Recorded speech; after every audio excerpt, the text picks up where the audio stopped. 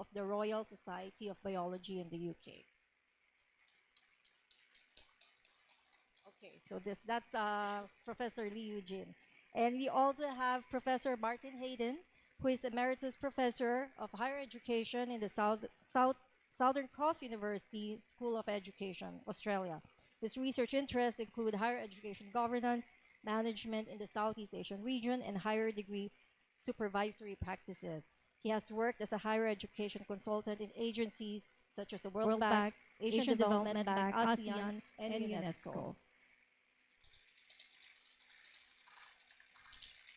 So thank you. I really hope that this will be a more broader, informative discussion of the issues in higher education, not just in the Philippines, but what's being discussed worldwide. For the panel discussion, we will have this around 60 to 75 minutes. It's more interactive with the participants, and then we will open the floor to questions from those who are in the audience in person, and also those who are joining us live stream. So if you have any questions, put them in or pull them, and then later during the Q&A, we'll ask our panelists what questions you have.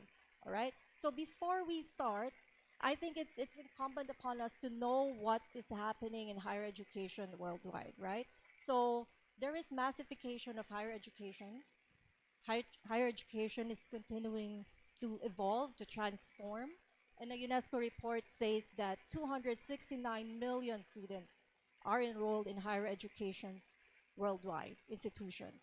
And 22,000 of those institutions are quality assured.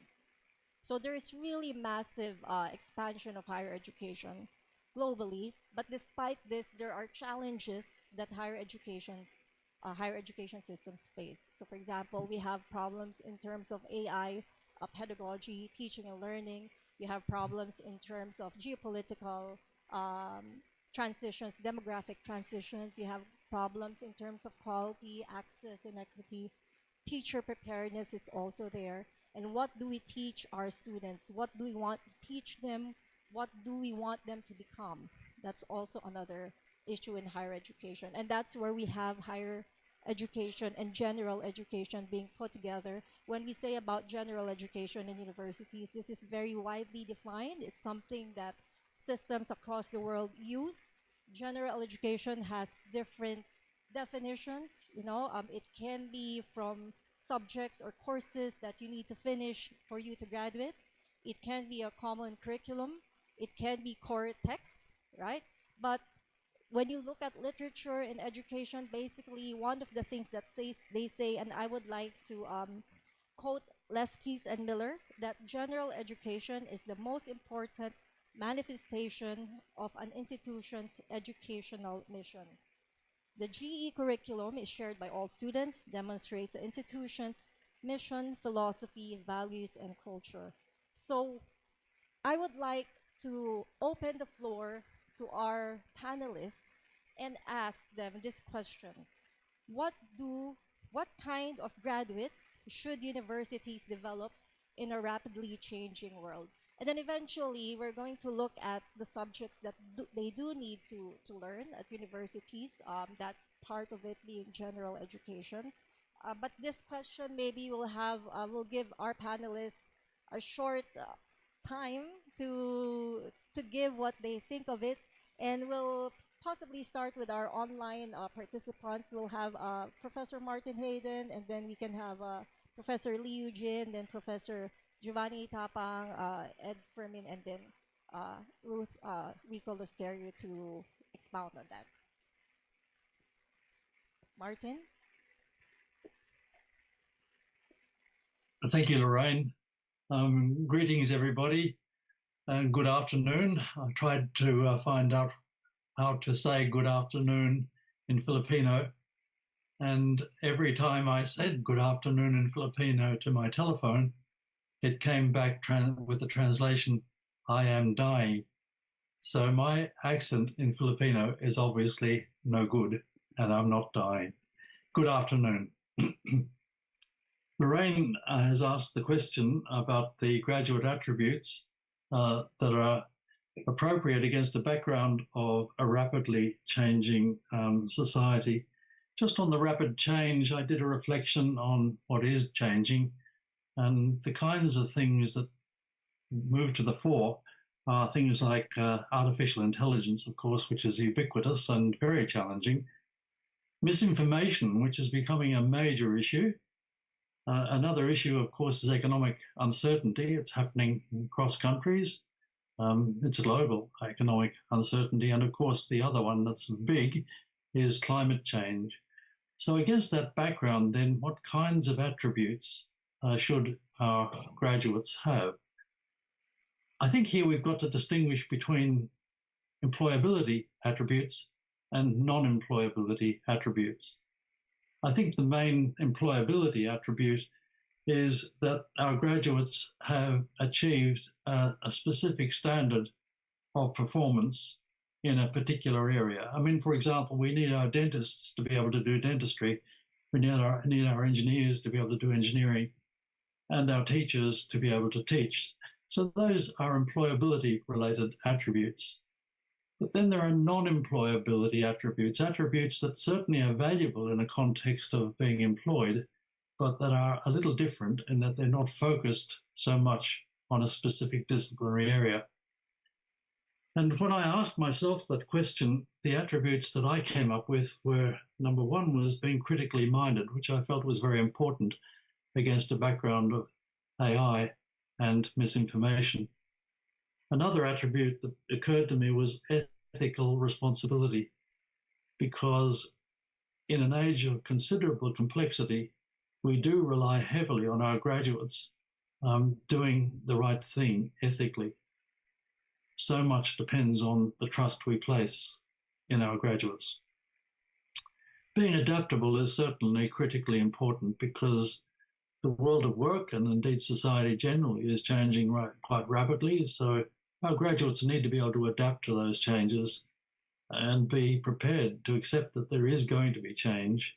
And the last one I came up with was a commitment to lifelong learning, and that relates to adaptability because what they're learning in their courses at the moment and graduating in will be different in maybe 5, maybe 10 years, maybe sooner than that.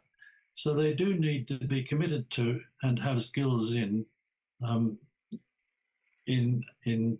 suddenly seeing myself, so that they can cope with change. Now, those are my graduate attributes, but you might have your list, and you might agree with some of mine, you may disagree with some of mine. And that's a feature of graduate attributes. They are, in the words of one document, institutionally constructed abstractions. That is, we make them up. They're not indisputable. They're not objective in the sense that they can't be challenged.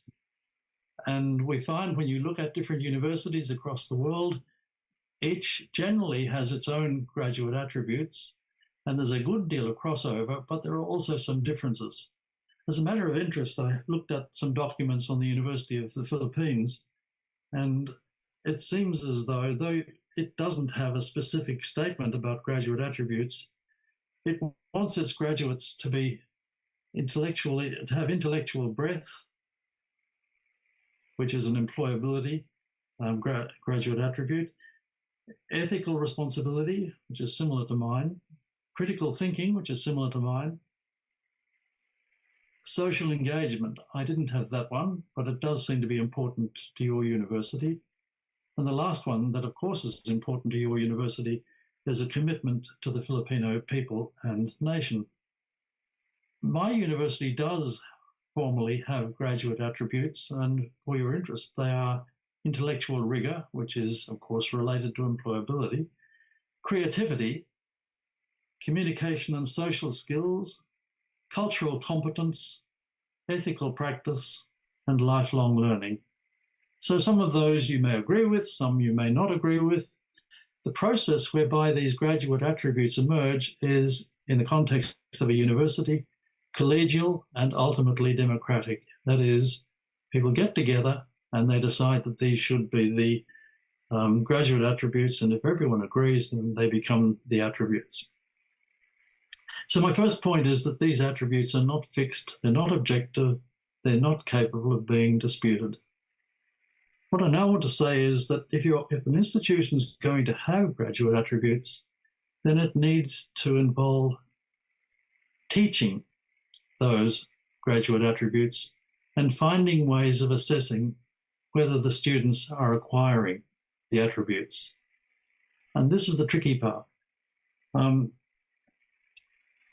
These attributes are generally, they're not vague, but they're sometimes hard to tie down in the context of a focus on chemistry or a focus on maths or a focus on law.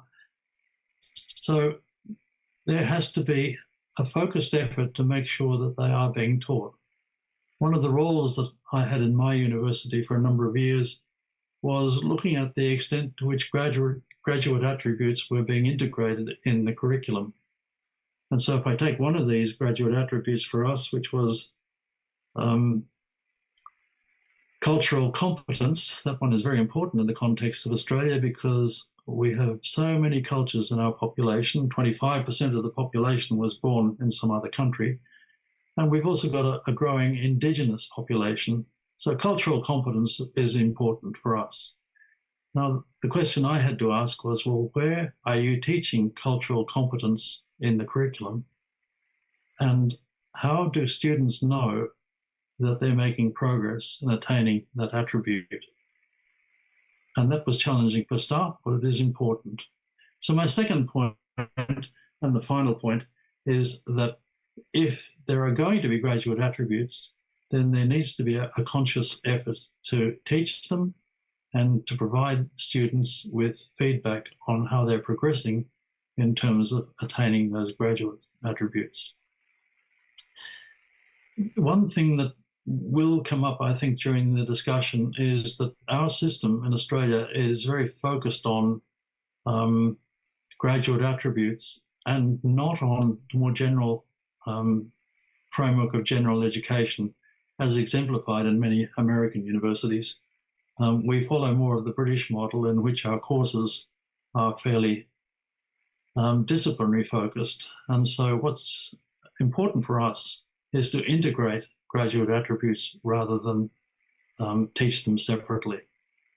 Lorraine, I'll stop at that point. I hope that's useful. Thank you. Thank you, Martin. We'd also like to hear from Professor Lee Eugene about this. Again, the question is, what kind of graduates should universities develop in a rapidly changing world? Okay, thank you. Good afternoon, everybody. I bring you greetings from Singapore on this afternoon. May I share screen? I have just 2 slides. Okay, so let me try. Okay. Are you all able to see? Yes, we have it now. Okay. So, so myself, I was a school teacher for a number of years, and before I embarked on my PhD in Canada, my PhD was I was a science teacher. I was a science graduate. My major is in zoology. So my PhD was supposed to be in science education, but I spent more time looking at how people learned at the workplace. So science-rich workplaces at a fish hatchery where the whole point was to raise salmon for the province of British Columbia. So my PhD looked at how people who had just high school education managed to become experts at the workplace. It was a wonderful experience. It was a marriage of my interest in biology and in fish and in the social sciences of how adults learn in natural surroundings. How did people who might not be so formally trained become real experts at what they are doing? So this is some of my background, but in more recent years, when I returned to Singapore and joined NIE, I began to spend more time in teacher education and the stuff of schools and curriculum. So as a researcher of curriculum and subjects, so to answer the question, so I think we want our students to be passionate when they leave the university, to be proficient, to have meaningful learning experiences. And I think it's important to have a strong disciplinary identity as well. So this applies to students of whatever ages, whether they are in primary school, middle school, or secondary school, or senior high, and of course, university. I think everybody agrees with this common set of understandings. To use cliched terms, we want them to be strong in head knowledge, but also in the affective domains as well, to have the right dispositions, of course, because if one is highly competent but having the wrong values, the wrong beliefs, this is the path to be a mad scientist to destroy the world. So we want to be careful to encourage about the head as well as for the heart. It's just to put it in a very simple terms. As we ponder these questions, the first thing that struck me was that our personal philosophies, our standpoints, our values strongly influence what we aspire or understand as being educated, as being skilled, as being self-actualized, finding meaning and purpose. So our responses here this afternoon are very much influenced by our personal beliefs about the human condition, and that it's like a ruler, a yardstick in which we give our responses. So I think the reason why the debates are so passionate and so heated is because people are possibly coming from different standpoints in philosophies, and we hold them passionately.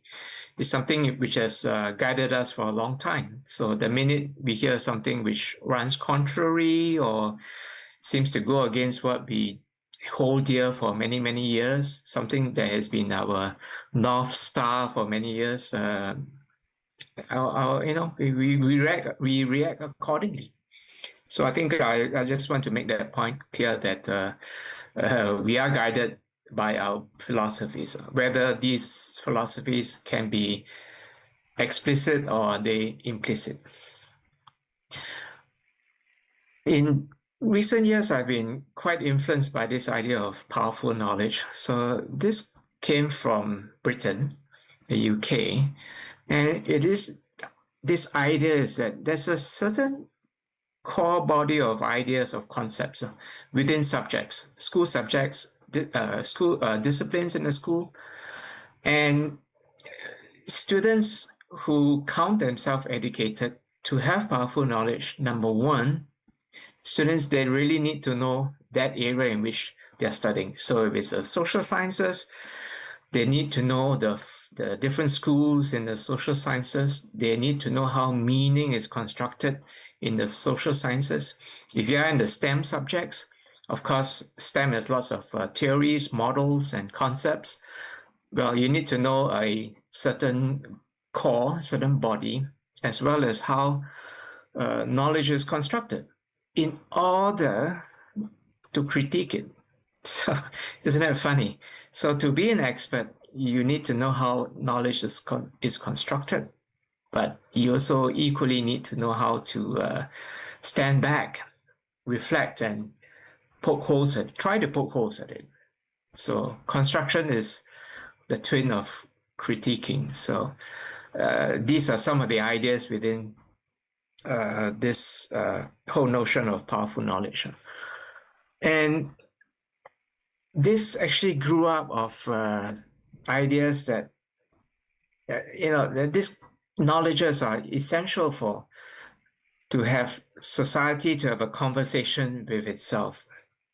So is this idea that, as mentioned by Martin about being in a democratic society, we need to have different voices. And these different voices ought to be heard for sure, but these different voices need to be backed up by facts and evidence as well. So, in order to be heard doesn't mean that one shouts the loudest, but it's the one in which perhaps is the most rational and the most reasonable, and the one which has also sufficient evidence. Of course, sometimes in wicked problems, we don't get a known way of solving it, but at least we base it on the best available knowledge for now. And with powerful knowledge, as the sociologist Bernstein says, we can think the untaught and imagine alternatives. So these are some ideas in which I think somebody who is educated, somebody who has some of these attributes of powerful knowledge should be able to graduate with.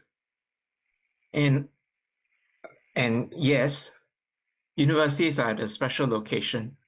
They are the cusp in which people are about to begin work. And as much as the points in which I've just mentioned about being passionate about your subject, being subject experts, having powerful knowledge, but I think universities have a responsibility to help as many students to be employable and work ready.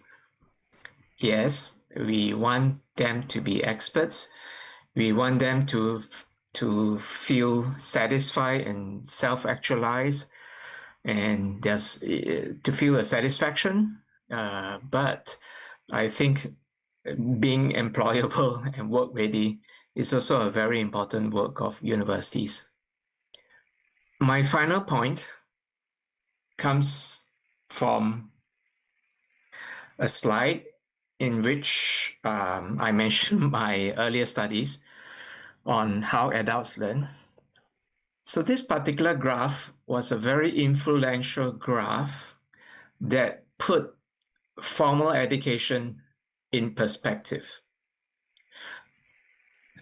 Researchers have found that learning in formal learning environments actually occupies not more than 20 or 25% of a person's lifetime. Assuming that a person attends all the years required of schooling from grade 1 to 12, this person goes to undergraduate and possibly to graduate. It's only about 20-ish to 30% maximum of a person's life. So when we see this graph, it shows that formal education is important, but put against one's entire lifespan, it actually only occupies maybe 20% of the average person. Not everybody goes on to graduate work. And actually, for some countries, many do not enter the universities at all. So if we look at this graph, and this is based on US data, it put formal education into perspective. And the idea is that, yes, after formal education, your whole life is where informal learning takes place. And with my work with the people who are experts in science-rich workplaces, these kinds of graphs assured me that a lot of learning actually occurred at the job, at the workplace, in one's company.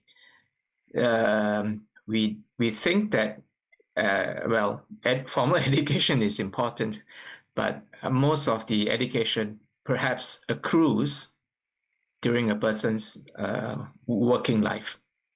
Thank you very much. I'll stop sharing. Thank you, Eugene. We'll have Professor Giovanni Tapang. Hi, good afternoon, everyone. I'd just like to first frame the whole question. When we talk about the rapidly changing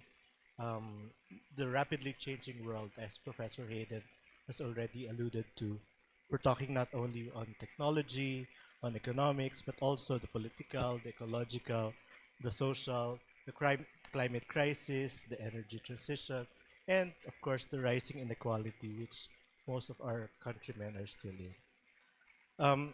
Genuine adaptability would come from depth and not just breadth, because we don't really know what will happen the next time another war comes in nearby.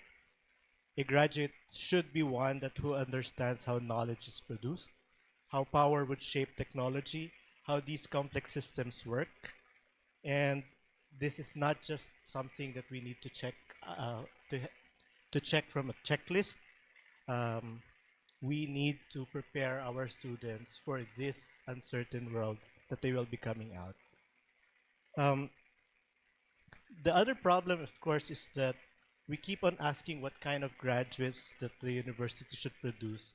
We're implicitly assuming that the Philippines is already participating in this rapidly changing world at on equal terms. We are not.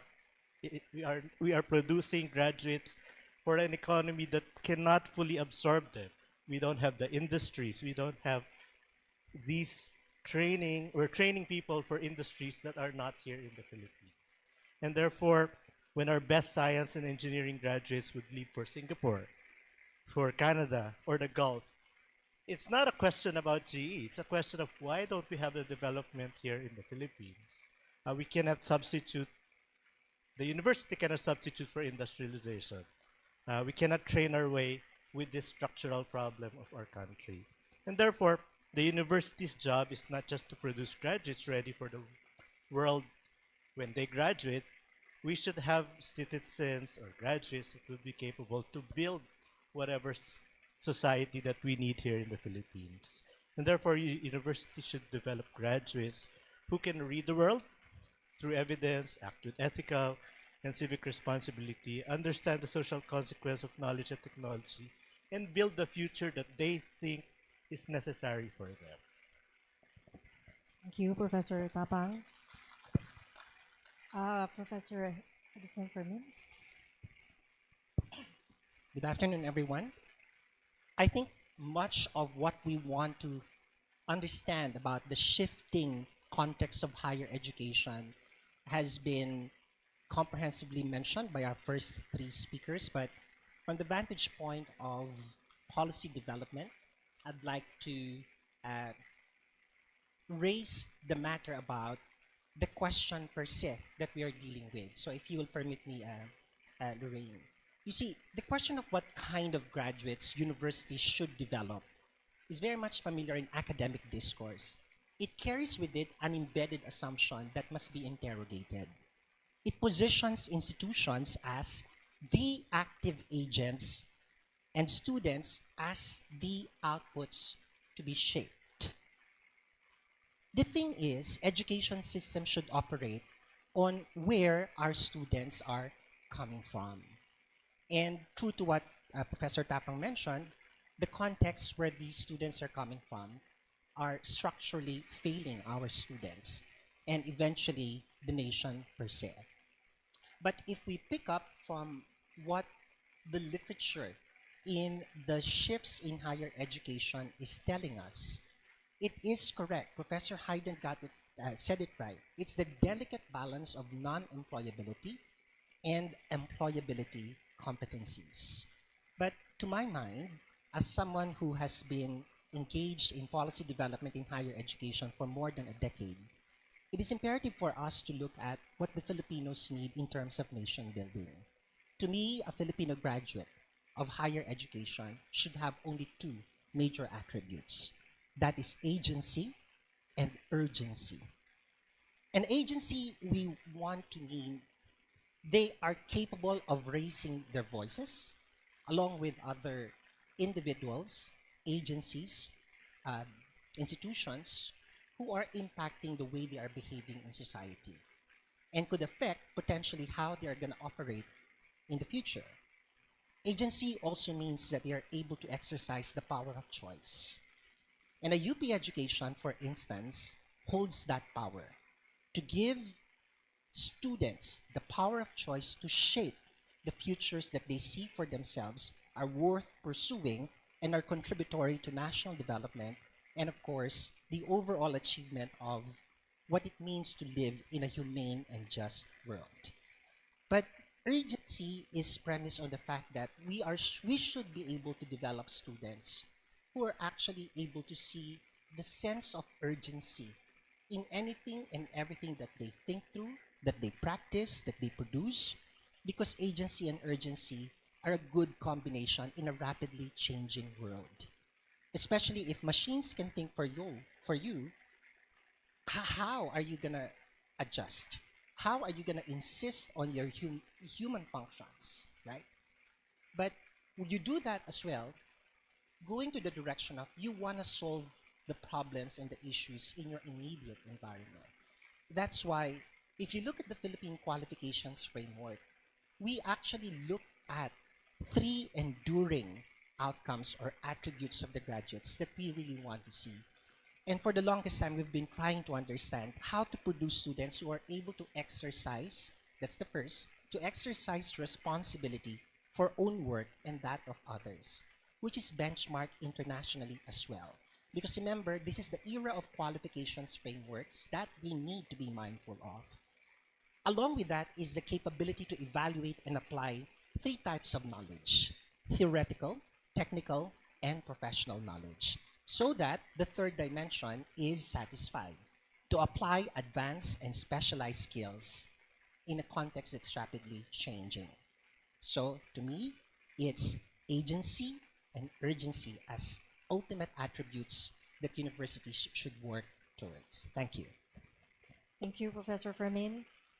Can you give the floor to Dr. Ruth Misterio Rico?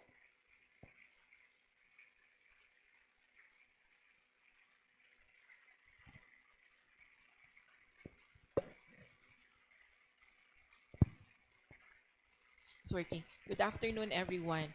Well, it's hard to be the last one to give her thoughts on this, so I might be repeating some of the things that have already been said. But first of all, when I reflect, just want to share my reflection on this question: what kind of graduates should universities develop in a rapidly changing world? So, um, of course, at the outset, you may think of course, competence, no? But what kind of competence? It's already a given. We would like to produce competent, good graduates in their chosen profession, field, or discipline.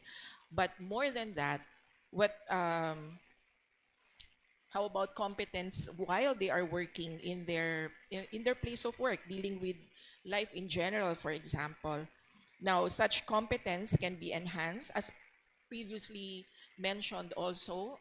Improvement happens already when one is working. So, intentional practice, continuous learning and improvement while doing the work, and being able to receive feedback. So these are some of the things that I'm thinking that our graduates must have, no? But how are they going to learn this?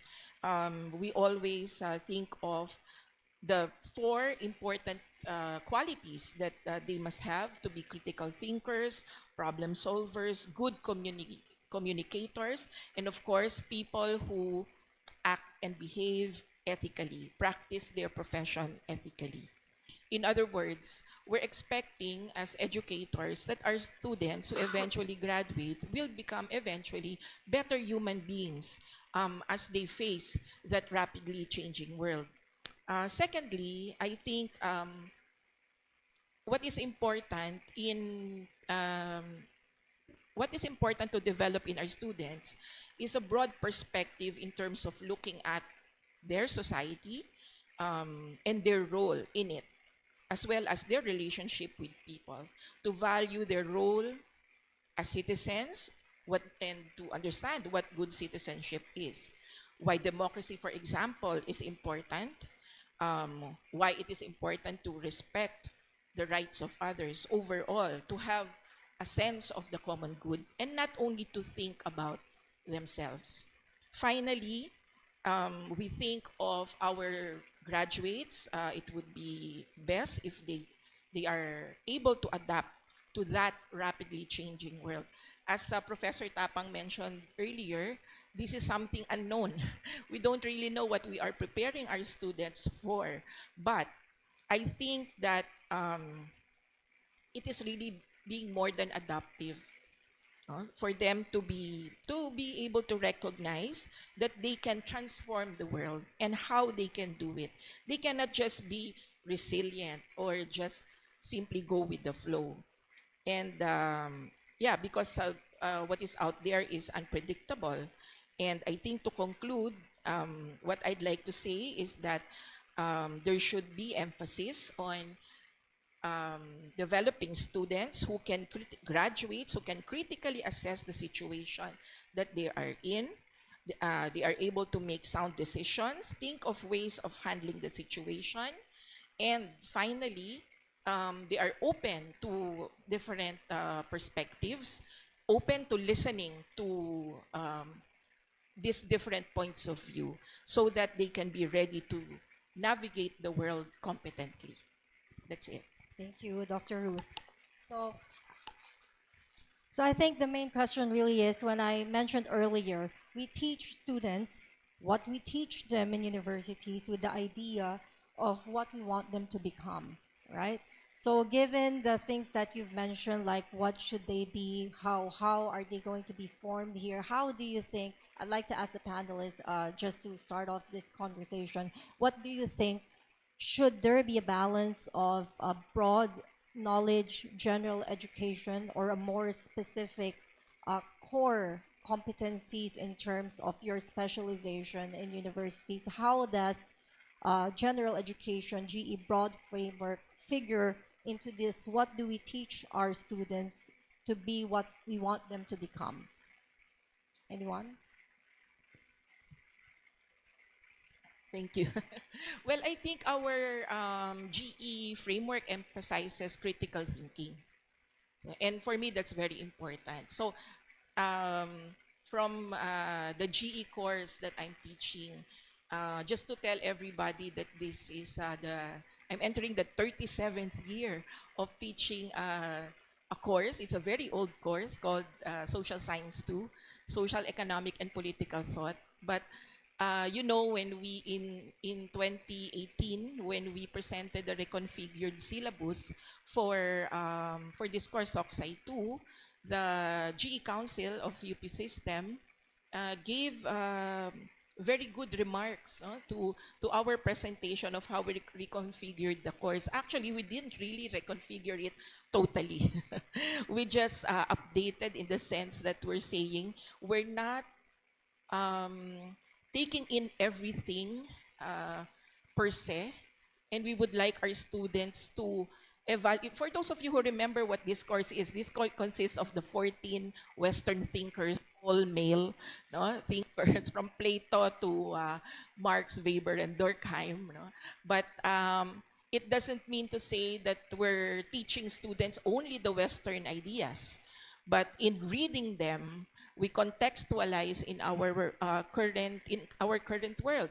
So by well, of course, this is self-promotion of the course that I'm teaching, but yeah, but that was from the members of the GE Council. They didn't have a hard time approving it to be included in the UP system GE framework, because they could locate very clearly the place of the course in the GE program of the university. And as just to tie it up with the first my statement earlier, critical thinking is really, I think, one of the things that we would like to emphasize to our students. No? The mark of a UP student is that, I don't want to say went through Socsci 2 only, but our GE program. Thank you. If I may go next, Professor, I just want to let you know that I enjoyed tremendously my Socsci 2 course, because we were reading the 14 theorists from the vantage point of the magtataho, the one who sells at UP, and so on and so forth. And that approach actually helped us understand that the theoretical knowledge that you put premium in GE actually holds so much value if integrated within the actual life situations of students. That's why I'd probably say it's one of my best GE courses at UP. But to go back to the point, how broad and how much of broadness and depth, how much of breadth and depth should be placed in higher education degree programs? That's actually changing also. But what we found out in our desk research, comparing various jurisdictions on the structure of higher education degree programs, it's not true that the Philippines has the longest duration to complete a degree program. There's still a number of jurisdictions heavily focused on a 4-year degree program. But the difference is the advancements in their basic education feed towards a more highly specialized higher education system, such that they place more emphasis on immersive learning in conditions where, for example, if you really want an engineer, spot on. On the first year, you should be in an engineering situation, learning how to do things, and only about 20 to 25% of the total credit structure is placed towards core competencies, which translate to their general education framework. The difference in the Philippines is we're talking of 42% of the credit structure as it exists now given to the broader structure, which is GE, and we have little emphasis on immersive workplace and experiential learning that will shape the future engagement of learners, not just in work, but in real life, in lifelong learning, and so on and so forth. So to me, we need to strike the balance. Which one will really enable our students to participate well in their preferred futures, not just what the university views as the future it holds for most of the learners. Thank you. Okay, Professor Tapang. Are there any from our panelists who want to add in? Yeah. Um, Let me just tell you about a situation where I teach PhD in data science. Data Science 301 is the introductory course. And when I ask students, for example, and ask them, will you be building the system that will interrogate your whole private life so that it can be, you can make a system that can predict what you want and what you will do, etc. Students would tend to go silent, seemingly grasping about how to frame their answers. And I think that is a symptom of how our students, when they reach this specialized time in their career or in their development, has to be armed with a suite of things that you cannot just learn along the way. Because if you just learn along the way, then you're looking at a certain path and probably ignore the others. And that's what G actually, I think, brings to the conversation. A physicist would learn how to read a poem, and a poet would learn how to code in AI and do AI, because these things cannot be separated. And where do you get that interaction? You would get that interaction in Socksci 2, in STS, in Filipino, in math. You get that when you interact with your peers in a classroom situation, because at the time when you get to work, it would be too late. You would probably be doing what your biases would tell you. You would probably be doing what you can see in the internet. You would not have the intellectual and the grounding to be able to determine what is correct, what is right, because you probably never read Plato, or even just read things describing Plato. With the time, with the information already, you can search immediately and it will give you an answer. How do you process these things? How would you be able to understand what is valuable, what is not, and how to frame it in the Philippine situation? Because the people who are making probably Claude AI um, would not frame it for the Philippines, right? Who would build the Filipino AI? I know some of um, the ComSci people have been building that. And for you to be able to make all of these new technologies, new industries for the Philippines, we have to have some common grounding. Paano natin malalaman, sorry for the foreigners, paano natin malalaman kung ano ang sitwasyon natin kung hindi nga tayo marunong magsalita ng Filipino? Kung hindi tayo nagkakaintindihan? Paano natin i-add together kung pati math hindi natin alam? How do we start doing this? Do we do it by just doing ChatGPT? Maybe.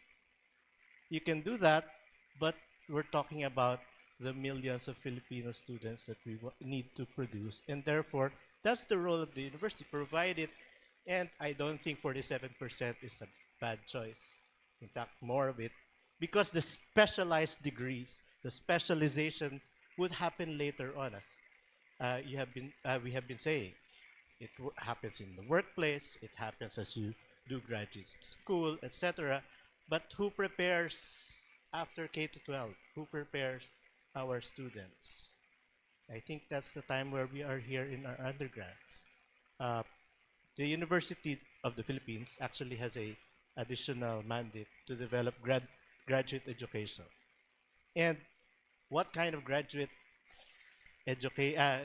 students would we be getting if they're not prepared for the things that we'll be throwing at them if we don't speak the same language. I mean, it's so hard, and I think some of the faculty here, it's so hard to talk to students who don't even know where you're coming from with your analytical framework. They would probably not, they don't need to know about Marx, but they need to know how to approach things structurally and be able to look at it in the context of their own development. And this is what we will be losing if we don't give them enough breadth for them to handle whatever's coming in there. Thank you. I think if we do contextualize that issue, then I would like to ask the panelists, where do you think should this GE framework be really imposed upon? How much in the higher education sector should there be a GE, or how much from the SHS or basic or higher, senior high school level should be covered? How much of that? How do you balance that? How do we ensure that those who don't go to universities would have that enough skills, as Professor Tapang mentioned, and would not have to wait to go into university to develop such competencies or broad-based ideals? That's when the coordination between and among education agencies, particularly in robust sectors or robust areas such as the Philippines, should connect. And to give you an illustration, that's precisely what happened between 2023 to 2025, when finally there's an instance between the Commission in Higher Education and the Department of Education to sit down and articulate what are the core competencies at senior high school that can be adequate enough, or just okay, for them to actually have those fundamental competencies. But the question is, as it is configured right now, will it stay like that? Or should there be an organic pathway where we can actually review how to adjust those subjects, but technically there are more domains of engaging in future or in higher learning or in the world of employability, because it impacts on what then will be the type of deepening or expansion that will happen in higher education, where the rule is, let's try as much as we can to avoid the perceived overlaps in terms of what senior high school, for instance, or pre-university offers, and what the universities are supposed to be capable of offering further. May I? Well, I think I agree with the idea that we should be interacting, no, with those who are teaching, for example, in the basic ed, in the senior high, to know how we can, what else we need to reinforce. the higher education level. However, my concern is that I'm not sure if there had already been a thorough review of the, for example, the K to 12. Has there been a review that had been communicated to the higher education institutions such that a possible answer to that question of how, or the question actually raised by VP Lorraine, that question of what do we need to teach, or what kind of what types of courses do we still need to teach in order to hit, no, the goal of developing those qualities that were mentioned earlier. Just to add a little bit more, um, I think senior high school and the university have different roles in educating our students. One, the senior high school would probably just give exposure, basic proficiency. And then our GE programs in the university would give the depth, the integration, and reflexivity. Um, it's not as if we teach algebra in high school, then we don't teach them anymore maths in the university. Um, because we revisit mathematics in the university at a higher, more abstract level that will allow them to open other things and to explore other things that is not just about simple algebra or calculus. But even that we fail. I mean, I've seen some. There are students coming in who doesn't know or cannot practice the calculus that they have. And I think I agree with the review of the K-12 program, because has it been producing really the promise that it really says to us. And I think at the end, we revisit in the GE programs in the university our history, our society, our ethics, science at the university level, where students can finally ask the questions: how do we know? Who benefits? What kind of world will this knowledge or technology create? These are the things that we can explore in the university that would probably not be have enough time in the high school. I engage with high school teachers and students. We have a science kit that we bring to high schools right now. And the biggest problem is that they don't have time to integrate any new technology, any new programs, because their high school curricula is already full. How are you now able to flesh out the questions that will prepare them? I think that's where the university will come in. And of course, not everybody will be coming into the university program, but at least now you have a core of students coming out from the university that could actually start the discussion wherever they will be going to. I think part of this argument really is that we need to contextualize upon which these arguments are based. So there are issues, for example, that say, we want them to be ready for the world of work, or we want them to be more skills based. There are also issues in terms of we want them to be more broad orientation. But then how does it configure within our local context? Where are we at? Where is the high school or SHS curriculum at that can benefit the students, or how much of the GE courses should be at universities and how much should be brought at the lower level for students. So what do you think is this? How do we go about this? How do we rationalize this, or how do we balance the needs of those who are at the SHS transitioning, like what Professor Ed Fermin mentioned earlier, that looking at transition to universities when we look at general education concept in university? I'll be the first to respond. That's why it's imperative, to Dr. Tapang's point, for us to look at the way basic education, technical education, and higher education are structured in the country. Each has a different competency framework in operation. Just for the information of everyone, DepEd is operating Martin and Professor, sorry, I'm just illustrating that in the Philippines we have a three a trifocalized system. That's how we call it. DepEd follows a standards-based curriculum. Then TESDA has what we call training regulations and standards, which are heavily operating on skills. And these skills are benchmarked internationally. And then you have SHED that is operating on an outcome-based framework.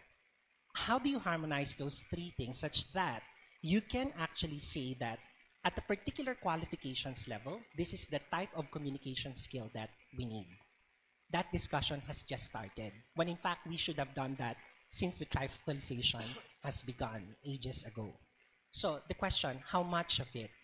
Dr. Tapang is correct. The exploratory dimension of these fundamental or core skills, leave that to senior high school, where there is an orientation towards what's the likely career path where these core skills and other allied skills or competencies may be useful for the students. And then when they go to college, that's when they, for the time being, we use the term deepen, specialize, and imagine themselves creating more knowledge relative to whatever foundational knowledge they got in senior high school. How much is still a question. How much should be given to senior high? How much should be given to college? That's a point of contention in all these debates that we are going through. That's why conversations of this nature lead us to thinking there might be other things that we have not yet accounted for in making the decision. How much should be placed here and how much in higher education? Thank you. May I comment briefly? Yes, please, Martin. Thank you. Our system is much more specialized, I think, than your system. We have 3-year degrees, basically, unless it's areas like dentistry and medicine, so that it's compressed. I think at the same time, we also value the teaching of graduate attributes, and the challenge, as I said earlier, is to embed them in the curriculum. I won't comment on the Filipino situation because I know so little about it, but I have heard a little bit about the pressures that you're under and also the basis for the debate that I think is currently happening. Let me say, though, that if we take a graduate attribute like ethical practice, how that's going to be taught in a school situation will be very different from how it's taught in a university situation. And in a university context, ethical practice will be taught in relation to a particular disciplinary area of practice. And so there will be differences depending upon whether you are doing law or accountancy or humanities, music, medicine, whatever. What's important is, from our perspective, is that this graduate attribute is taught in relation to its context.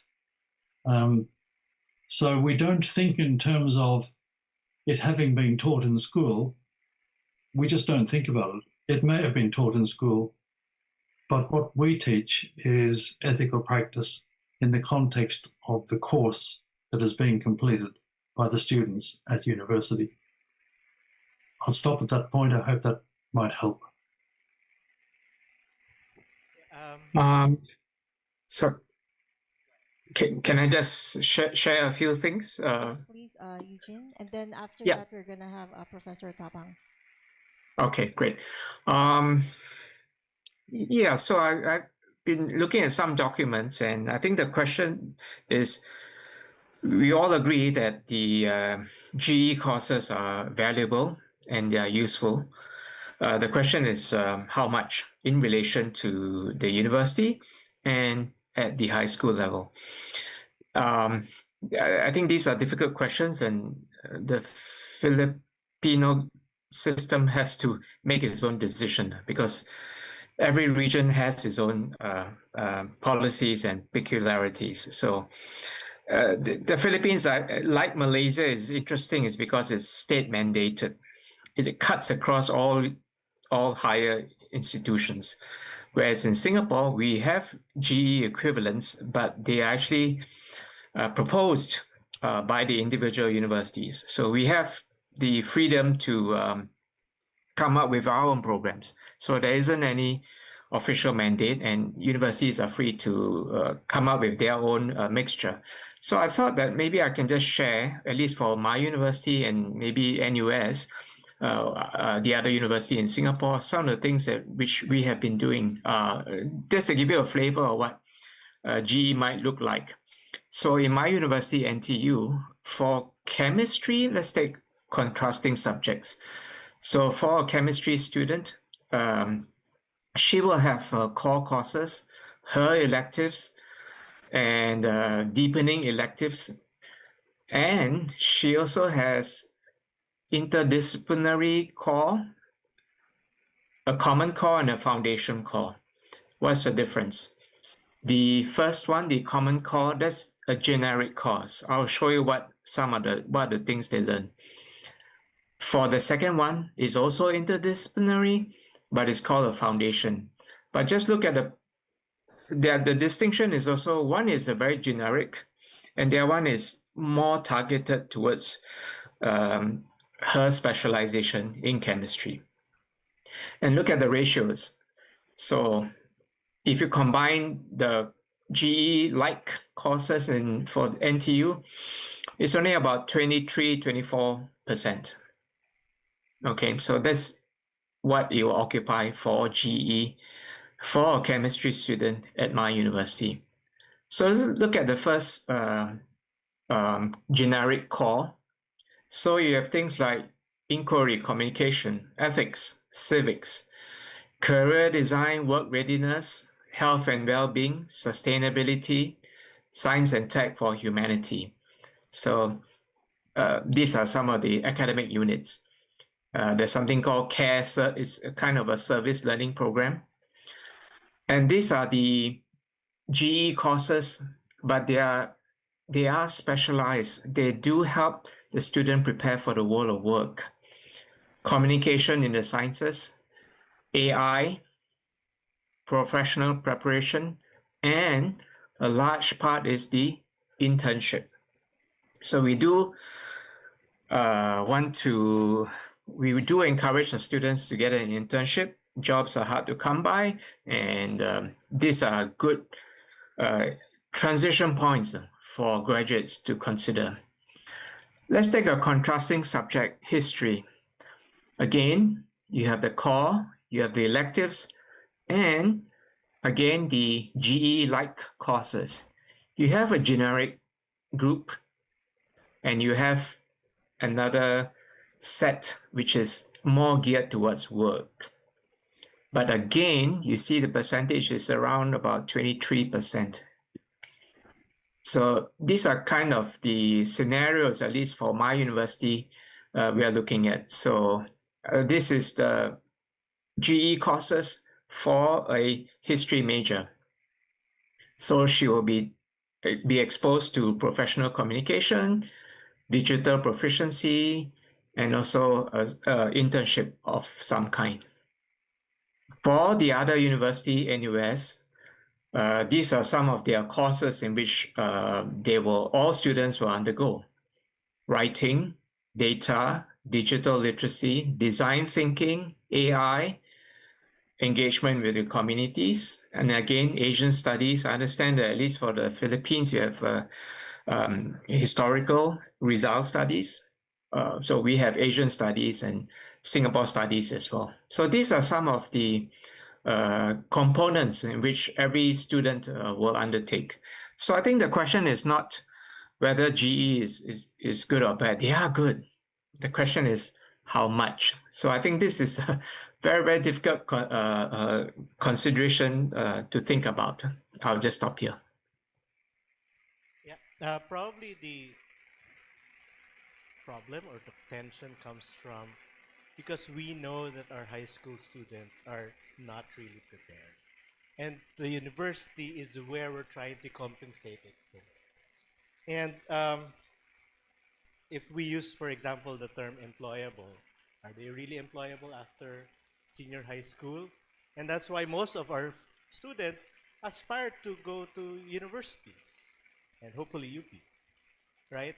because they know that still lack enough to enter the workforce, to explore other things, or to develop new things.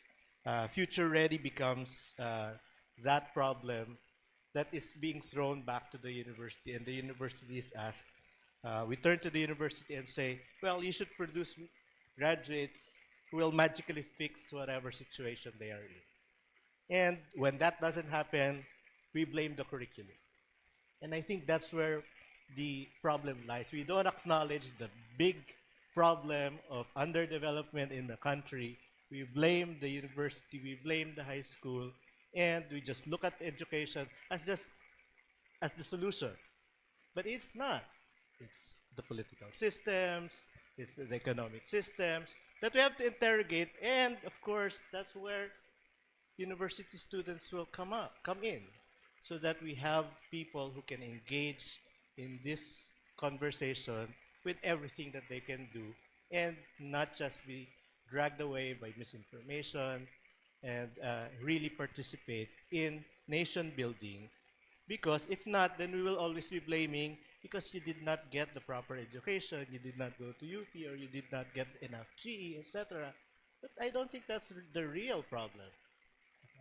And if we just look at it, trying to balance how many GE should be in the university or how many GE should be left in the senior high school, then we're turning a blind eye to some of the realities. Of course, it's a limited time, and that has to be conceded. But how are we trying to solve the problem? Is the university trying to solve the problem for the university only or for the whole country? And I don't think the university is just the only player in this development. Okay. I think at this point we would like to ask if there are questions from the audience or from online. And please, when you ask your question, please introduce yourself and let us know who you want the panelists to answer.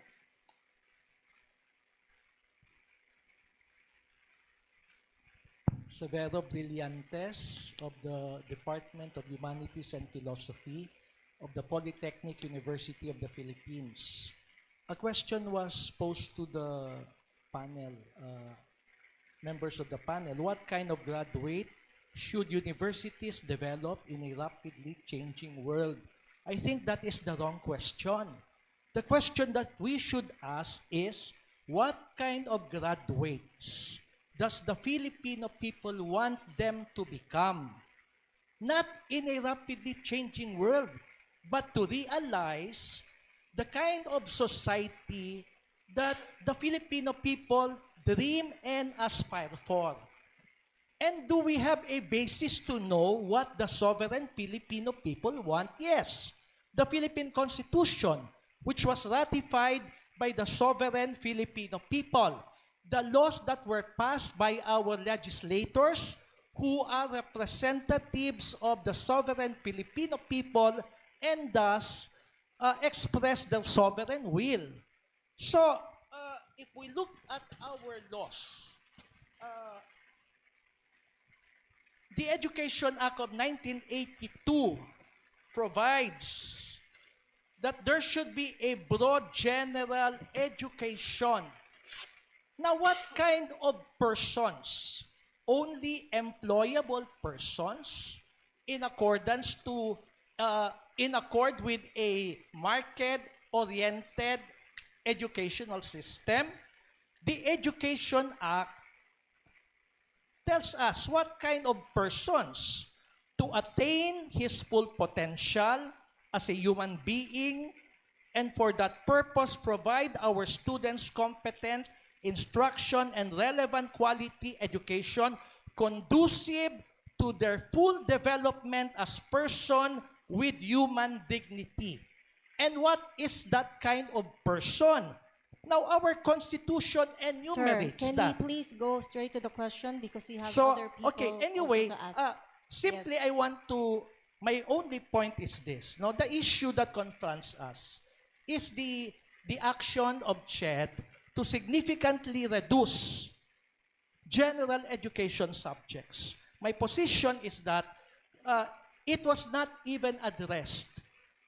When this discussion of general education in tertiary education, the question of the legality and constitutionality has not been even addressed. My position is that this action of CHED should be junk because it is not only violative of the law but violative of the Constitution Okay. and inimical to the genuine interests of the Filipino people. Okay, so we have a question here, like the graduates, do we want them to be in a rapidly changing world, responsive to it, or do you want them to be, of course, relevant to what the Filipino people need? And maybe briefly, just about that CHED reform in general education. I would also like to request the audience, please, to get straight to the point, because we would like to get as much questions as we want from the audience and our online viewers. Thank you for that question. Then I'll go straight to the point. Thank you so much, Professor, for that. We have read the position and we are continuously receiving. There is a total of 58, to be honest. And we need to gather all these and view them from the perspective of both the legal, pedagogical, and other conditions that have to be accounted for. Keeping in mind that this is the forum when we look at models, I wish to invite you to attend the subsequent meetings and consultations that are already being scheduled, where we will be addressing the constitutionality and the regulatory function of the Commission on Higher Education relative to general education. I hope that's okay. Thank you. Thank you, Professor Ed. Anyone who want to? Yeah, very briefly, I think there is no quarrel about what we would like our students or graduates to become. No, foremost is, of course, as I mentioned earlier, to have a sense of the common good for our society, for the Filipino people. That's, I think, very basic for us, all of us, regardless if we're teaching here in the University of the Philippines or other universities. I think the framing, of course, is whether whose future do we want to have, to build. And that's, of course, for the Filipinos, it should be the Filipino future. The other thing, and I'd like to address, it's the CHED. It's really about governance issues. And one of the things that is taken out in the context when we start looking at whatever was proposed is already the problem of what's the enabling environment for all of these. Meron bang mga buildings, well, even in UP, we don't even have the buildings to teach our GE. And that's actually a big problem because, for example, an STS class here is 120. How many 120 classrooms do we have in the university? Not too many.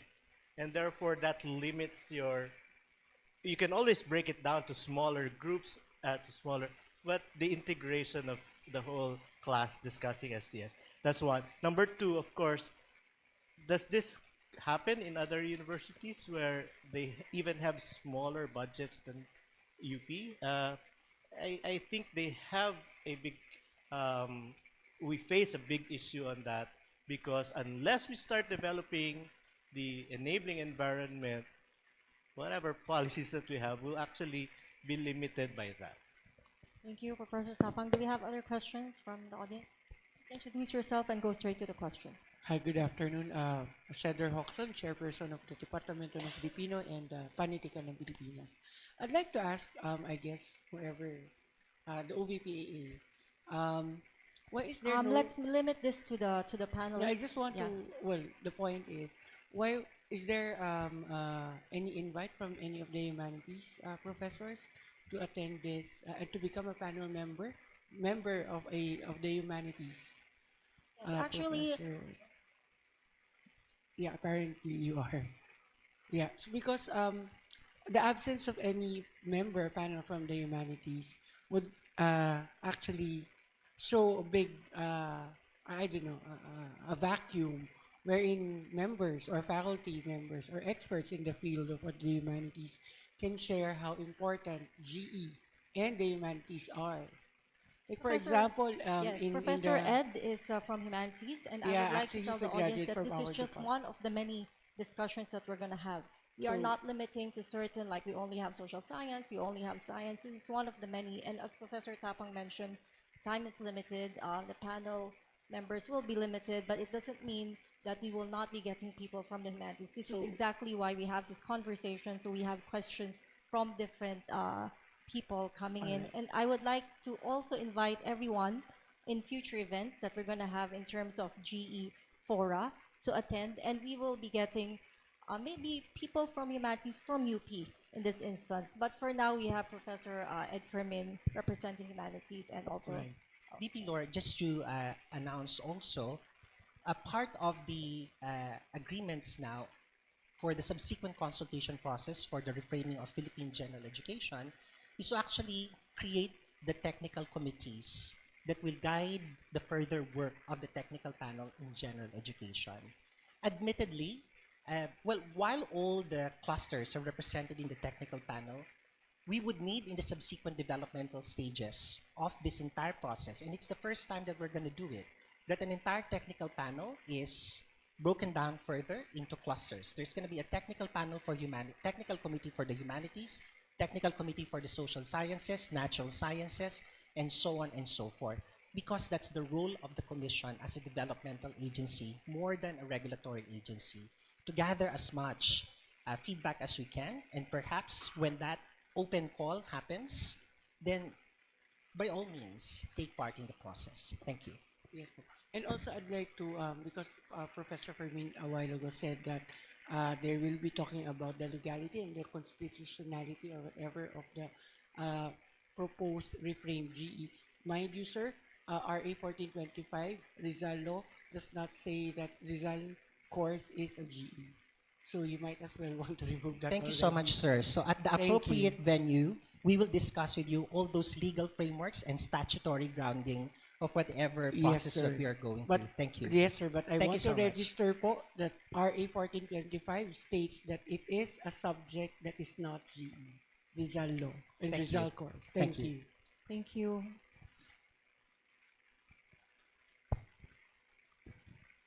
Good afternoon, everyone. I'm Larry Ad Ipulan Colette from the Institute of Biology and also a Science Technology Society 1 teacher, which is a GE course also here in UP Diliman. So thank you very much for the panelists for all the insights and the discussion so far. So my question is directed to Professor Edison, Professor Martin, and also Professor Liu Yulgin. So basically, you have been discussing about the balance between Sorry, the- I'm sorry. We just need to talk a little bit louder kasi hindi narinig sa Zoom. Okay, okay. Thank you. Noted, ma'am.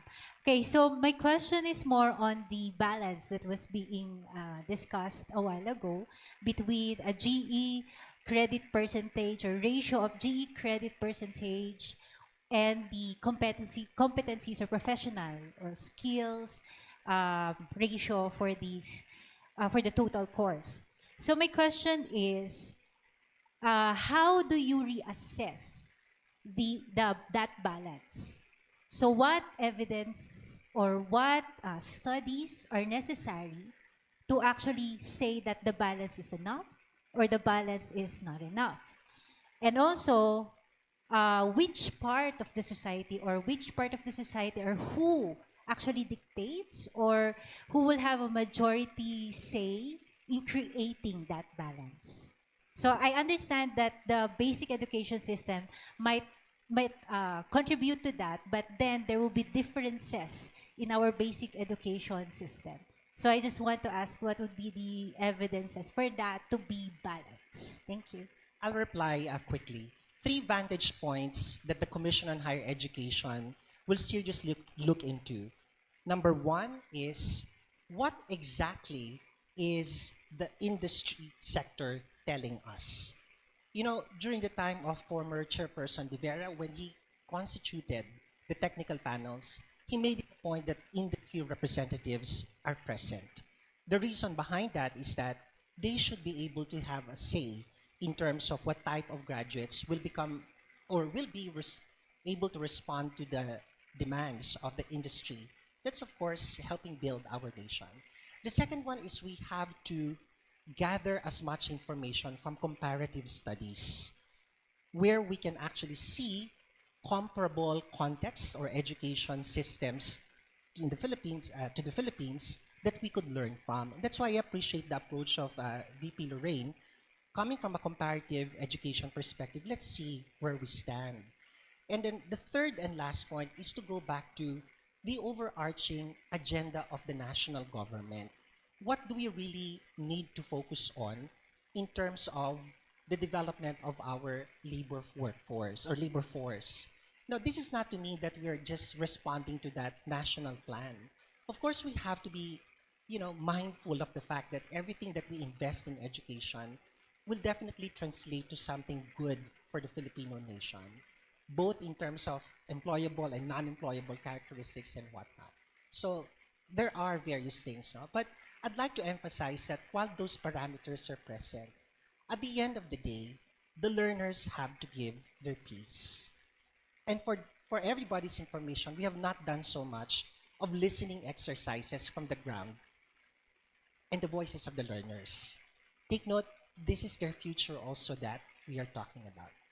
So part of the development stage is there is a separate conversation with students and alumni in the subsequent processes. Thank you, Professor Edward Lee and Professor Martin, right? And Lee Eugene, can you please respond? Can you hear us? Maybe well then I'll say a few words. Again, I'm constantly trying to translate my understanding of the situation into your situation, and that's always not going to work very well. But let me explain what happens here. In Australia, every university, there are 42 universities, every university has a set of graduate attributes that it aspires to. There's variation between those lists. So our university, for example, has creativity as one of its graduate attributes. Other universities don't have it. But there is a good deal of crossover between them.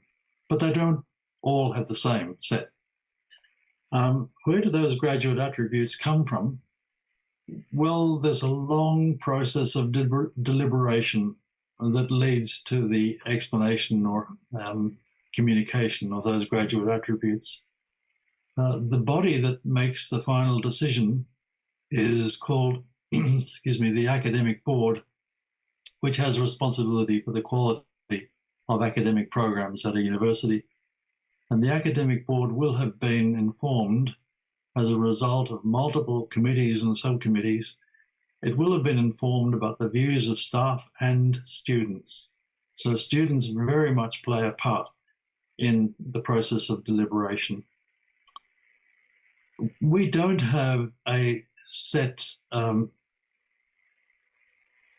proportioning of how much should be employment related or basically disciplinary related and how much should be graduate attributes. It doesn't really work like that. When we review courses, as happens every 4 or 5 years, let me just say review academic programs because that will make more sense, I think, in the context of the Philippines. When we review academic programs, questions are asked not only about the attainment of the disciplinary goals, but also about the attainment of graduate attributes. And so there's not the notion that there should be 20% given to graduate attributes and the other 80% is for discipline. It's more a focus on you show me where you have attended to the graduate attribute of creativity. Give me an example of where it's involved in the course. Give me an example of how you assessed students in terms of creativity. And that's going to be much easier to answer if you're in an area of humanities, for example, or the areas of creative arts. It's more difficult in areas of basic science, but the question still gets asked. And if the answer is, well, we can't point to anything, then the conclusion is you've got a problem, you've got to do something about it. Because the university is committed to these graduate attributes. So to make the point, students are involved in the process. The process is democratic, it's collegial, and it's enforced at the point at which academic programs are being reviewed internally. I'll stop at that point. Thank you. Thank you. Professor Eugene, would you like to add? Oh, sure. Just to jump off Martin's point, I think that the GE equivalent courses in universities in Singapore are actually taught by specialized lecturers, similar to the Philippine cases. So I do understand your point where if I'm a chemistry professor, I'm trying to talk about creativity, the graduate dispositions in relation to chemistry. But I think the situation, at least for GE in Singapore and the Philippines, is that they're actually taken as separate subjects. Yeah, so for me as a chem professor, I'm not obligated to emphasize that, although I can, but I'm not obligated to do that. So I think these are quite specialized. Just 1 hour before our meeting, I actually had a look at a curriculum for Cambridge, and it seems that they do not have any GE courses at all. Yeah, it's a very specialized, a very extreme case of specialization from the word go. So I might be wrong, but maybe a word of warning for our colleagues at UP who are thinking of doing a comparative study. You would be able to find all sorts of courses around the world to support your case. So for a person who thinks that GE needs to be minimized, Cambridge should be a good example. For a person who thinks that the number of GE courses should be maintained or even increased, I think Malaysia would be a good example where you have equivalent and it's also mandated by the state and all universities have to follow that. Singapore is an in-between case where universities are left, like Australia, to decide for themselves that proportion of curriculum time to devote to that. Yeah. Thank you. Thank you, Professor Eugene. You have other questions? Hello, good afternoon. Marian Coque Regidor from the Office of Public Affairs. I'm curious, and this is specifically addressed to the CHED. When you speak about employability, and the panel has thrown that term about a number of times, and I'm curious whether CHED thinks of employability more as meeting minimum requirements of skills for purposes of the Philippine and global marketplace, and whether you have considered that it is equally, if not more important, to develop entrepreneurial spirit, innovative spirit, and actually leadership. And I ask this in the context of my personal experience. Well, I've been in academia in UP only a year, but I've taught in other universities before that. But more from an industry lens. In reality, when we say we need to prepare our college graduates for the workplace, it is far beyond just the minimum skills. And the reality is, as Dean Tapang said, the reality is the Philippine senior high school, the Philippine basic education, is unable to equip our high school graduates and even our college graduates do not come out of university with the right skills for the workplace. Why? It's not because of these basic technical skills. It's because they lack the critical thinking, the creative thinking, the ability to think laterally, to integrate various disciplines and fields and come up with creative solutions. And this is something that we in the industry, has grappled with for decades. And just to share as well, for many times I've been asked to run what foreigners call a cross-cultural intelligence seminar for Filipinos, because Filipinos generally come out of university wanting to be passive employees rather than leaders.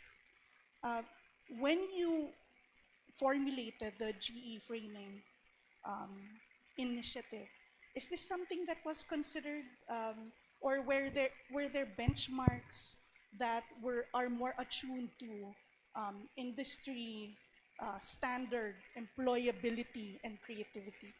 So, ma'am, to answer your question, we did our desk research on what is the minimum, what is being expected, right? But, ma'am, you have to understand, GE is an entry point. If we actually reconfigure it, professional education and the specialization courses should also change so that the other industry related competencies, which are the higher forms of creativity, problem solving, and all, should also be addressed. So, right now, the question on how much of prof ed, how much of specialization is actually teaching the fundamental competencies that we introduce in GE, that's the next question that will be answered. So, how do we deal with that? We need to ensure that right from the start, when we now reframe further GE, industry reps will need to be present.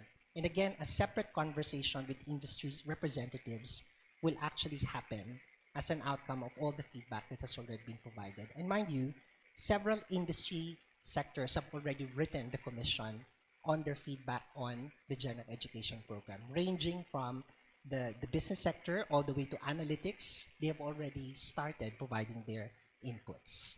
So are they more for it or against it?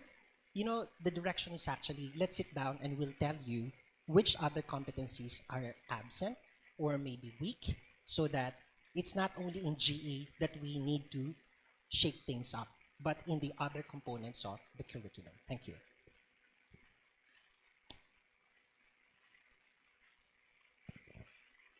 Hello, hello. Sorry. Okay. Hi, good afternoon. I'm Michael Pahanil. I'm from CIIT College of Arts and Technology. And just for context, so far the conversation has been centered on from the university level of GE. So, for example, GE program in UP Diliman, it just makes sense that there's GE here. GE is very strong. But I'm coming from an institution that's more from on the more small to medium sized private college. So our context is that, so we're part of the general education program there, so I'm representing that here right now. And our context is that sometimes it just feels there's this feeling of powerlessness when it comes to, or helplessness when it comes to how our institution is navigating GE sometimes. So I think my question will be more on what kind of advice or practical advice would the panel be able to give us so that we can better navigate this space where we're trying to balance out our desire as faculty to teach these particular things that the very goal of GE really stands for. But at the same time, we are faced with the goal of our own institution. We're constrained, rather, by the goal of the institution of focusing on these market-ready, industry-ready skills that they're also encroaching on the GE program as well. They're trying to insert these topics in the GE program, which in our belief as faculty, it's not appropriate. So maybe some practical advice. Maybe there are other institutions out there who are also experiencing the same thing. So thank you. Can we, any of the panelists would like to answer that? Professor Tama? Maybe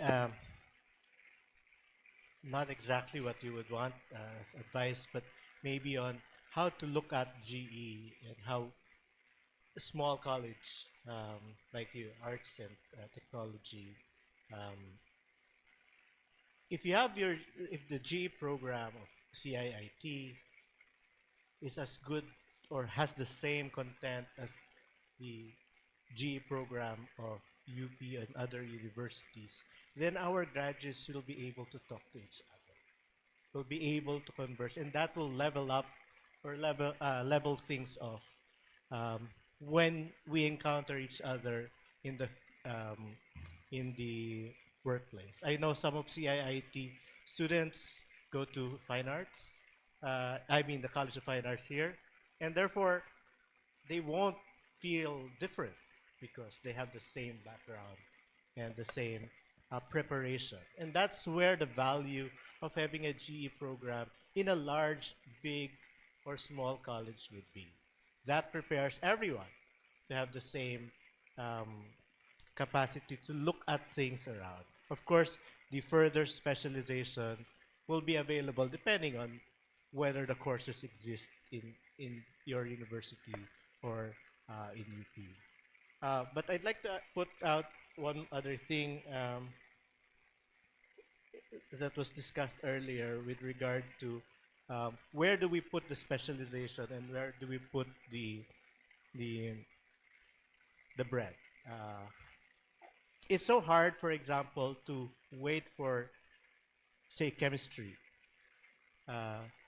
For the chem teachers, and I know our professors in the other panel, our chem professors, when you're already overloaded to discuss, say, orbitals, etc., and still try to instill nationalism and try to instill, that will be very difficult. And that is asking a lot from the specialists who teach the courses. And therefore, we really need to have preparation before they come there so that when you ask, when we discuss about this quantum state and how are we going to use it in the Philippines for our own development, then they can answer. You don't really have to worry about that you missed the opportunity to instill Filipino, so that the specialization courses would be more thoroughgoing for their discipline because they're already prepared. If we wait for them and again push the GE parts, quote unquote, to the specialized courses, then it will be very difficult. I don't know. Maybe we should add one more year because that's essentially adjusting for whatever was not taught in the GE program and just moving it up to the major courses. If I may give an advice, because that was what our colleague here was asking for earlier. Well, perhaps to engage your administrators, no? Because you mentioned earlier that you're constrained by the goals of the institutions. I understand very well the context of a private institution, and it's very different from, say, when you're teaching in a public institution. Iba rin yung demands naman sa amin na nasa public institution. But having said that, yeah, engage the administration, and I had to confirm with Dr.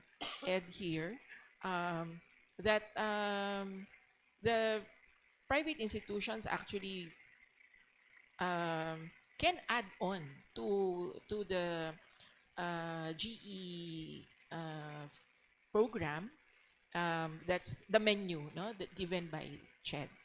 So, well, I know it's easier said than done, no, but I guess we have to start somewhere. If we want to transform something, if you would like to affect some change in our institution, I guess there's really nothing better to do in beginning it, no, than engaging our administrators. Quick response.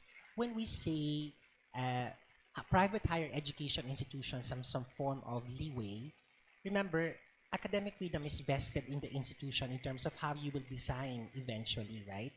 The commission issues the minimum requirements such as the outcomes that we all need to follow, and so on and so forth. Let me tell you, and I'll be honest with you, the original design of the proposal started with just declaring the outcomes and let higher education institutions design the courses around the outcomes. Because that's how ultimate academic freedom should be enjoyed. And you will tie that up with your own institutional mission, vision, and goals. But we were met with the challenge of, when you do this in the Philippines, that type of freedom may be abused. And that's why the direction to issue the minimum subjects came to the fore. And now that we're listening to a number of responses, I think we have a lever to actually raise. Let's go back to the other models that we initially studied. And that's the beauty of providing very good feedback coming from the field. So the first advice is that, true to what Professor Tapang and our good dean have mentioned, GE has to be that solid voice in the faculty, communicating with the administration in terms of relevance. Thank you. I think we have some questions online. Here's one from AG Evangelista. With the growing influence of AI in education, how can we ensure that college students continue to appreciate the value of general education subjects and engage meaningfully with the tasks required in these courses, given the tendency of some students to undervalue GE subjects? Anyone? It's not really a science question, but it's really a technology availability question. As AI becomes more accessible, and and just like the internet of old, na, no? When we started using the internet, it was something that was just a search for us. Then now we value it, and it's so hard to work without it, right? Now the same thing I think will happen with AI, but the question would now be for us is how would our students be able to discern whatever AI is telling them? That's number one. And there's a different tack happening right now in the past few months where you can let the AI do a lot of things like agents doing things for you. This is not just AI being able to answer your prompt. This is AI doing things for you. Turning off your computer, turning on your computer, turning everything, manipulating the world around you. So how would we as a nation prepare our students, Filipino students, for something like that? When the problem would be, one, most of these models are trained for non-Filipino experience. Yung apple question natin would now be magnified several times over. It will always tell you the best fruit is apple, na hindi na yung bayabas. Diba? And then the problem would be, would our students be able to understand that? I don't think it's a matter of telling them, okay, you have to learn Claude, you have to learn Perplexity, etc. No, I think it's better that they learn the 14 social thinkers so that they can always frame, okay, this is something that's already been discussed by Aristotle and everything. Alam mo na kung saan mag-uumpisa. And therefore, whatever happens, and that's one learning that I had with my PhD students in data science. You just tell them where to start and they can always apply it in the most obscure case study that I throw at them. They are able to discuss it. But I don't want to reteach ethics, reteach social science, reteach philosophy in the graduate school, which is what's happening because the people who are coming in, you would feel my students would know because half of our SEM is essentially going back to the ethical rules of things. Thank you, Professor Tapang. I think we really do have, it's just scratching the surface, no? GE in higher education and universities. There's not more issues that we need to discuss. I'd like to give the panelists, if you can have some final words in terms of this issue on GE in universities. And since Dean Ruth mentioned na siya yung last time, unahin na natin siya.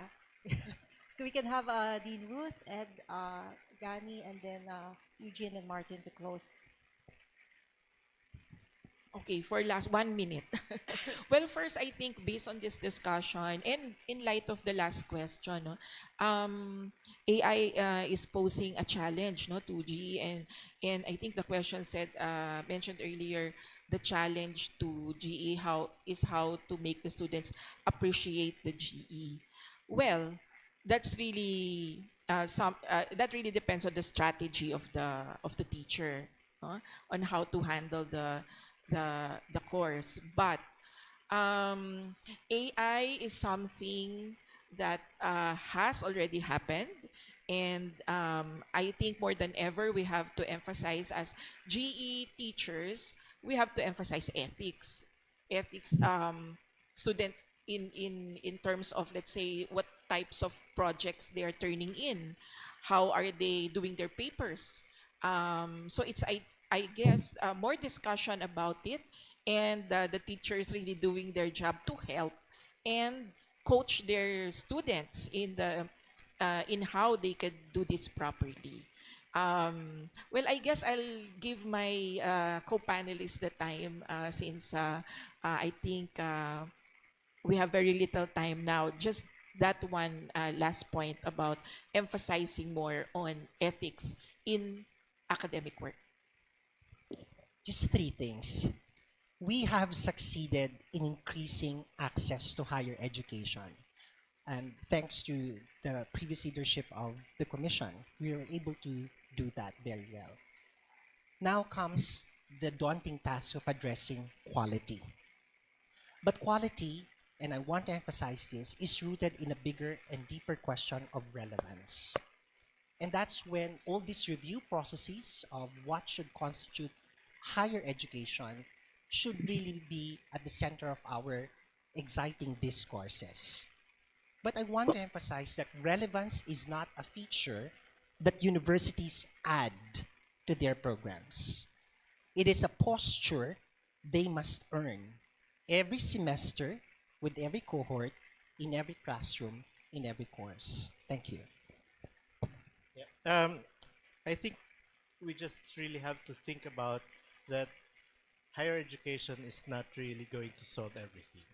And we have to frame it with our history, with the context of the Philippines. We always, when we talk about employability, development for whom? Development nino. Para kanino ba yung GE na ginagawa natin? If we miss that out, we'll miss out the lessons of history. For example, the Asian Tigers, Singapore, Taiwan, etc., they did not educate their way to industrialization. They built their industries and then let the universities feed into these industries that are already there. We don't have that right now. And therefore, who are we educating for?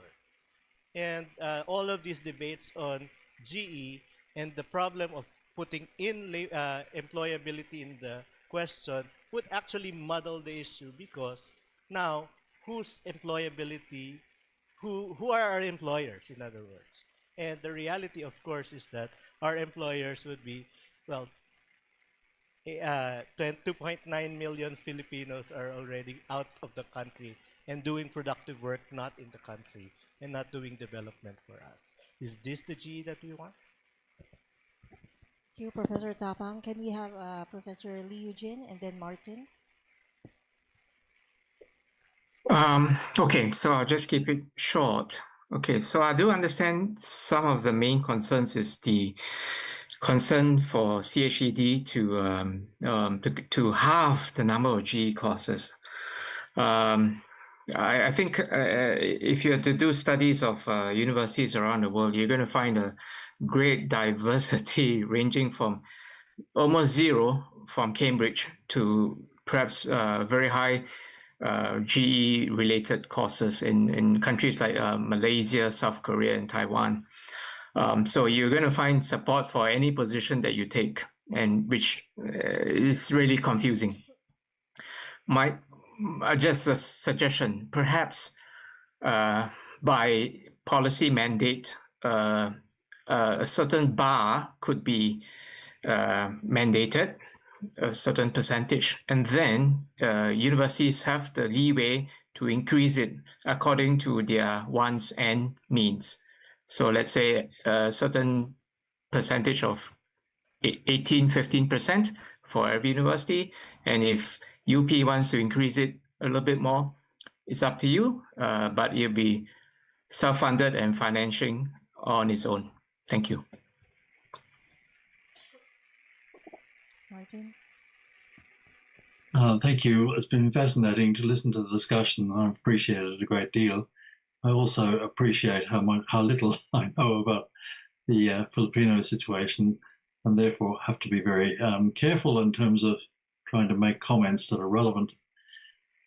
I think, though, that even where a university doesn't express a commitment or an engagement with general education, in fact, in many of its courses, there will be the teaching of general education. And by general education, I mean things like ethical responsibility, critical thinking, social engagement.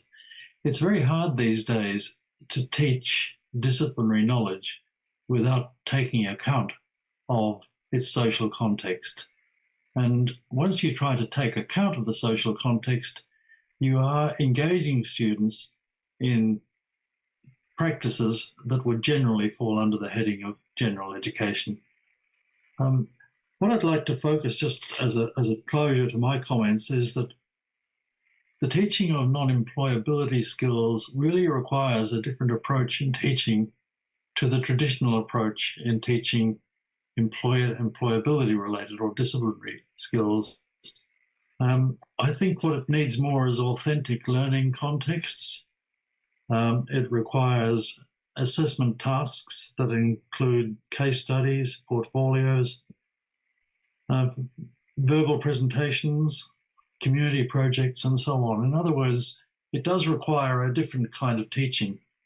And one of the challenges for our staff in this country, our academic staff, is encouraging them to think about different ways of presenting the knowledge that they have, so that in fact they're creating circumstances in which non-employability graduate attributes are receiving attention. I'll stop at that point. Thank you. Thank you, Martin. I know it's a limited discussion. We only have 2 hours. We only have an hour to engage our panelists and our questions. I know there are more questions.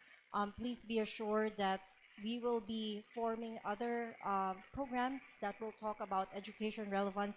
Now we see that institutions are really confronting the question of what is the purpose of higher education in itself, right?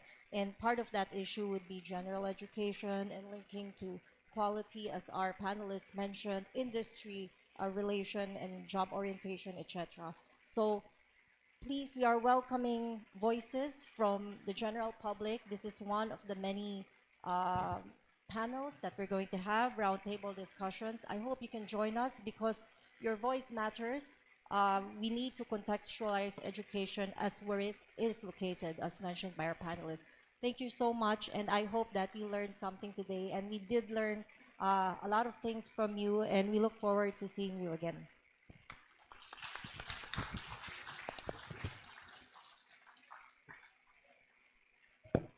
So thank you very much to our panelists and of course to VP Mako.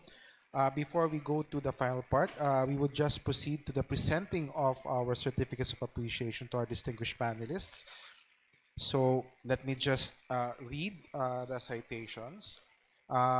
First, for Dr. Edison A. Fermin, in recognition and appreciation of his invaluable contribution as panelist during the panel discussion on general education in higher education held on 22 May 2026 at the Institute of Biology Auditorium, University of the Philippines, Diliman. So may we request Dr. Fermin to please go to the center with VP Lore for the photo op. Sige po.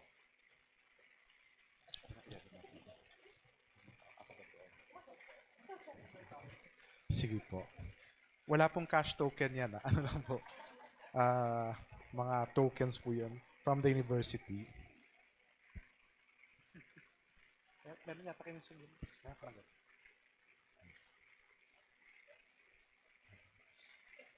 Then, the same is presented to Dean Ruth R. Lustero Rico.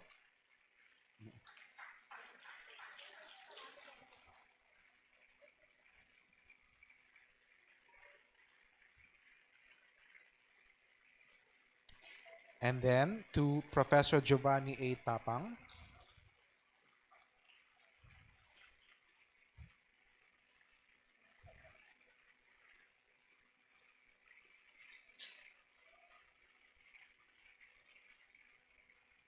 And then may we request to flash the screens of Professor Martin Hayden and Associate Professor Liu Jin, just to photo op lang. Their certificates will be sent to them online. Ayan na po, si Dr. Martin Hayden. And of Thank you. course, ayan, silang dalawa po. Yan, okay. Thank you very much, Professor Liu Jin and Professor Martin Hayden.